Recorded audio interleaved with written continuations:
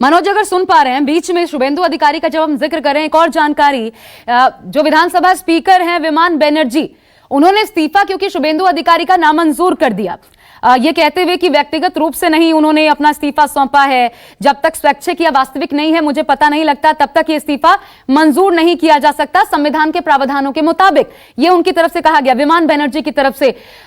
इस पर शुभेंदु अधिकारी का टेक क्या है या बीजेपी इसको लेकर क्या कह रही है?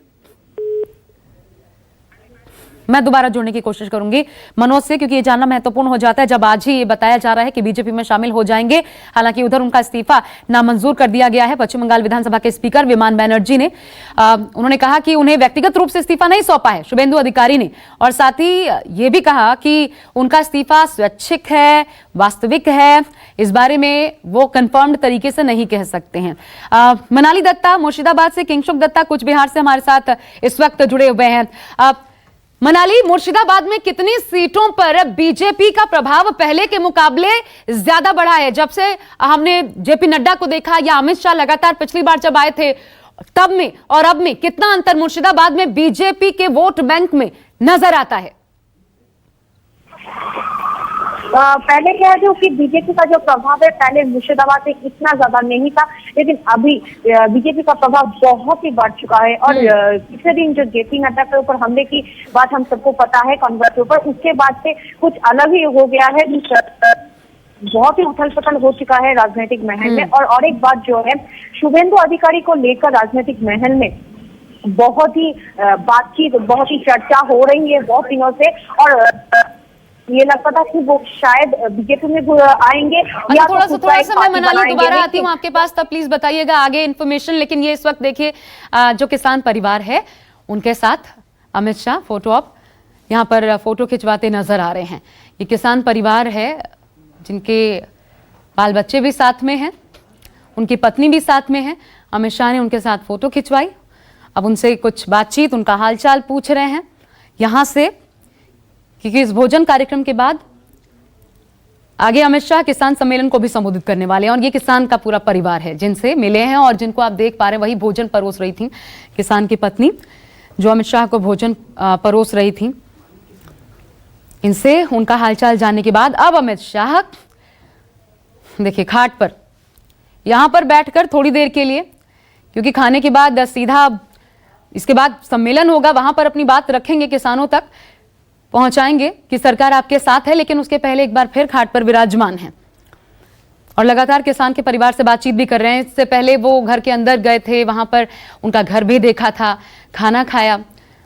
उससे पहले सिद्धेश्वरी मंदिर में पूजा अर्चना, फिर महामाया मंदिर में पूजा अर्चना, फिर यहां पहुंचे। भोजन करने के बाद किसान परिवार के यहां भोजन करने का एक खास महत्व अमित शाह के इस दौरे को देखें तो समझ आता है। पहला, शुभेंदु अधिकारी नंदीग्राम आंदोलन के सबसे बड़े मुख्य चेहरे और किसान आंदोलन ही था वो, ऐसे में वो तार भी जुड़ता है जब आज शुभेंदु अधिकारी बीजेपी में शामिल होंगे। दूसरी बड़ी बात, किसान आंदोलन लगातार देखने को मिल रहा है, लगातार 24वां दिन है जब दिल्ली बॉर्डर्स पर किसान डटे हुए हैं और यही कारण है कि किसानों तक बात पहुंचाने के लिए अमित शाह आज जब यहां पहुंचे हैं, इन किसान के परिवार से एक भरोसा जगाने की कोशिश की, सरकार आपके साथ है, हर सुख दुख में आपके साथ है, आपके साथ बैठकर वार्ता कर सकती है। जबकि एक असल बात यह भी है कि किसान आंदोलन की शुरुआत जब से हुई है तब से लेकर के अब तक लगातार 25 मौकों पर अलग अलग मंचों से प्रधानमंत्री भी संबोधित कर चुके हैं, अपनी बात किसानों तक पहुंचा चुके हैं, बात नहीं बनी है। अब यहां से बंगाल के किसानों को साधने का प्रयास तो होगा ही होगा, लेकिन एक बड़ा संदेश बंगाल की धरती से, बंगाल की माटी से यह भी जाएगा देश भर के किसानों में कि सरकार आपके साथ है। और यह संदेश कितना कारगर साबित होता है बंगाल में, यह देखना होगा, क्योंकि बीजेपी अपना जो मकसद लेकर चल रही है 200 के पार, लेकिन यह अपने आप में एक बड़ी चुनौती है बीजेपी के लिए। और यही कारण है कि एड़ी चोटी का जोर बीजेपी की तरफ से देखने को मिल रहा है। आज इंफॉर्मेशन यह भी है कि न सिर्फ शुभेंदु अधिकारी बल्कि कुल मिलाकर के ऐसे 7 से 8 टीएमसी विधायक बताए जा रहे हैं जो कि बीजेपी में शामिल हो सकते हैं। इसके अलावा कई पंचायत सदस्य और 10,000 कार्यकर्ता, यह भी जानकारी आ रही है, कार्यकर्ता जिनकी संख्या 10,000 में हो सकती है वो भी बीजेपी में शामिल हो सकते हैं। एक तरीके से पूरा का पूरा नीचे से जो सियासी जमीन है ममता बनर्जी की, वो खिसकाने की कोशिश है। और इसका बड़ा मैसेज जब आज बीजेपी के धुरंधर, बीजेपी के चाणक्य माने जाने वाले अमित शाह पहुंच रहे हैं, तो एक तरीके से खुली चुनौती देने के लिए आज गढ़ में मौजूद हैं ममता बनर्जी के। तो क्या होता है ये देखना होगा। ऐसे कितने चेहरे जो कि बीजेपी का दामन थामते हैं। लेकिन आपको यह भी बता दें, अमित शाह के पहुंचने से पहले कई जगहों पर पश्चिम बंगाल के मिदनापुर में अमित शाह गो बैक के पोस्टर्स भी लगाए गए। आज अमित शाह के कई कार्यक्रम हैं। इसी कार्यक्रम का हर एक पड़ाव न्यूज 24 आपको दिखा रहा है। स्वतंत्रता सेनानी खुदीराम बोस को श्रद्धांजलि देने पहुंचे थे, परिवार से मुलाकात की थी, सिद्धेश्वरी मंदिर पहुंचे, महामाया मंदिर पहुंचे।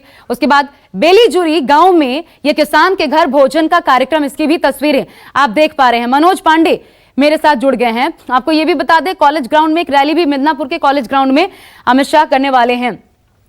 मनोज पांडे मेरे साथ जुड़ गए हैं। मनोज, यहां का सियासी समीकरण जरा समझाइए।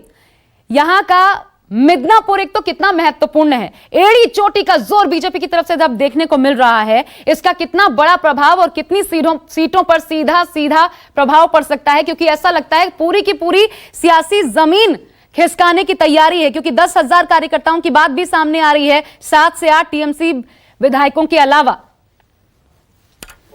जी जाहिर सी बात है। देखिए कि हम लोग लगातार करीबन नंदीग्राम के दौर से यहाँ पे लगातार आके देखते रहे और आज के माहौल को जो देख रहे हैं, कहीं पे जहाँ पे लगातार टीएमसी का झंडा पूरा हुआ करता था, पूरा दबदबा होता था, बीजेपी के करीबन 1 या 2 झंडे लगा पाने बड़े मुश्किल हुआ करते थे। लेकिन जाहिर सी बात है, देखिए जिस तरह से शुभेंदु अधिकारी के आने के संकेत हुए हैं, आपको बता दें करीबन 5-10 किलोमीटर पहले से ही बीजेपी के झंडे और अमित शाह स्वागतम के इस तरह के पोस्टर लगा और पहली बार इस तरह का देखने को मिला कि मेदिनीपुर में कहीं ना कहीं बीजेपी का वर्चस्व बढ़ रहा है। और जाहिर सी बात है, बीजेपी पार्टी को ये भली बाती है कि बंगाल में यदि 200 सीटों को फतह करना है, सत्ता में आना है, तो कहीं ना कहीं मेदिनीपुर का जो इतिहास रहा है और उस सीपीएम के जो किले को ममता बनर्जी ने ढाकर मुख्यमंत्री ममता बनर्जी बनी। तो जाहिर सी बात है कि 20 किलो को कहीं ना कहीं अपने पक्ष में लाना है। और इस समय लगातार एक मात्र जो यहाँ के जो किसान, आपको बता दें कि ज्यादातर लोगों की एक मात्र यहाँ पे कहीं की जो किसानों की खेती हुआ करती थी और उसी से लोगों का जीवन पालन प्रयास का चलता है। और जिस समय देखे कि अब जब सीपीएम था, सीपीएम यहीं पे फैक्ट्री और इंडस्ट्री बैठाने की बात कर रही थी, क्योंकि उस समय किसानों के जब जमीनों का अधिग्रहण किया गया था, उसी को विरोध पश्चिम बंगाल में कहीं एक तरह से सीपीएम पार्टी और वाम फ्रंट का सफाया होना वहीं से शुरू हुआ था। जाहिर सी बात है, किसानों के हित की बात करेगा, जो किसानों के पक्ष में बात करेगा, वही बंगाल में सत्ता तक पहुंच सकता है। इस बात को मुख्यमंत्री ममता बनर्जी भी बड़ी बात ही जानती थी और बीजेपी पार्टी भी उसी पैटर्न पे चल रही है। क्योंकि आप देखिए जिस तरह से उस समय जब हिंसा हुआ करता था, तो सीपीएम बनाम टीएमसी की हिंसा हुआ करता था। लगातार जो सीपीएम के लोग थे, टीएमसी के कैडर को मारा करते थे और कहीं न कहीं डरवाया धमकाया करते थे। सेम स्थिति पश्चिम बंगाल में वही बन चुकी है। टीएमसी वर्सेस बीजेपी हो रहा है। लगातार देखिए टीएमसी के लोग लगातार बीजेपी के ऊपर अटैक कर रहे हैं। बीजेपी के जो नेताओं का लगातार कहना है कि करीबन आपको बता दें कि 5 से 6 महीने के अंदर में 103 से करीबन बीजेपी कार्यकर्ताओं की हत्या हो चुकी है। बीजेपी नेताओं का साफ तौर पर कहना है। तो जाहिर सी बात है, इस चीजों को लेकर अमित शाह जिस तरह से पश्चिम बंगाल के रणनीति बना रहे हैं और बाकायदा इस 2021 के मिशन का कमान अमित शाह ने खुद संभाल रखा है। क्योंकि आपको बता दें 2019 में जब लोकसभा चुनाव था, अमित शाह ने पश्चिम बंगाल में 23 सीटें जीतने का टारगेट दिया था और यहाँ पे बीजेपी पार्टी 18 सीट लेके आई थी। वाकई इस तरह का एक अपने आप में कामयाबी था बीजेपी पार्टी के लिए। उस मिशन को चलते हुए अमित शाह को लगता है कि यदि बंगाल को फतह करना है, तो सबसे बड़ा जो गढ़ है कहीं ना कहीं टीएमसी का, उसमें सेंध लगाना होगा और उस गढ़ के सेंध लगाने के बाद ही 200 जो सीटों का रास्ता है, जो वहां पे पहुंचना काफी आसान हो सकता है। तो सबसे बड़ा शुभेंदु अधिकारी जो कट्टावर नेता कहीं ना कहीं हुआ करते थे, ममता बनर्जी के बहुत बेहद करीबी हुआ करते थे। देखिए जिस तरह से उनके पास कई मंत्रालय था, सभी कुछ था, लेकिन उसके बाद शुभेंदु अधिकारी ने लगातार ममता बनर्जी से बगावत शुरू किया और बीजेपी की करीबियां बढ़ाई। एक बात बताइए मनोज, ये बीजेपी की कोशिशें हैं या ममता बनर्जी या टीएमसी की गलतियां, जिसके चलते आज हालत ये है कि जो बीजेपी कहीं नहीं थी, वो न सिर्फ एक मुख्य चेहरा बन गई है, बल्कि सियासत का जो ढर्रा है वो तक बदलने का मादा रख रही है। जी जाहिर सी बात है। देखिए कि जिस तरह का हम चर्चा करें, जिस राजनीति की बात करें, तो कहीं ना कहीं टीएमसी की ये कमजोरियां दिखने साफ साफ पे लिख रही है।